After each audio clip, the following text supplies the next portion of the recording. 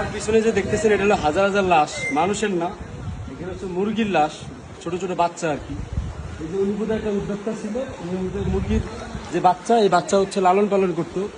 কিন্তু দেখাই যে আসলে দেখেন হাজার হাজার মুরগির বাচ্চা আর কি এরকম আসলে ভাইসা গেছে। এবং হচ্ছে যে এই বন্যাতে এরকম যারা ছোট ছোট মুরগি ব্যবসায়ী ছিল তাদের আসলে কি পরিমাণ ক্ষতিগ্রস্ত হয়েছে একই রাতের ব্যবধানে, তারা আসলে একেবারে পুরোপুরি পথের ফকির হয়ে গেছে। আপনি চিন্তা করে দেখেন যে এই মানুষটা আসলে একটা স্বাভাবিকভাবে আসলে কি বলে যে জীবনযাপন করতেছিল, যে আসলে আপনার কারো কাছে হাত পাততে হইতো না, সে আসলে একই রাতের ব্যবধানে পুরোপুরি ব্যবসায়িকভাবে নিঃস্ব হয়ে গেছে।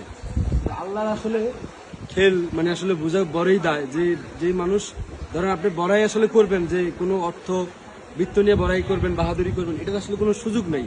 কারণ আপনি আসলে জানেনই না যে আল্লাহ তাআলা চাইলে আপনারা একই রাতে বাদশা বানাইতে পারে, আবার একই রাত্রে রাস্তায় নামাই দিতে পারে। তো বিষয়টা হলো এই জন্য আল্লাহ তাআলা যেটুকু রিজিক দেয় সেই রিজিকের উপরে সন্তুষ্ট থাকতে হয়। রিজিকের মানে কি বলে যে রিজিকের উপরে আল্লাহ তাআলা শুকরিয়া আদায় করতে হয়। তো এই হচ্ছে একটা ছোট্ট একটা এক্সাম্পল দিলাম আপনাদেরকে।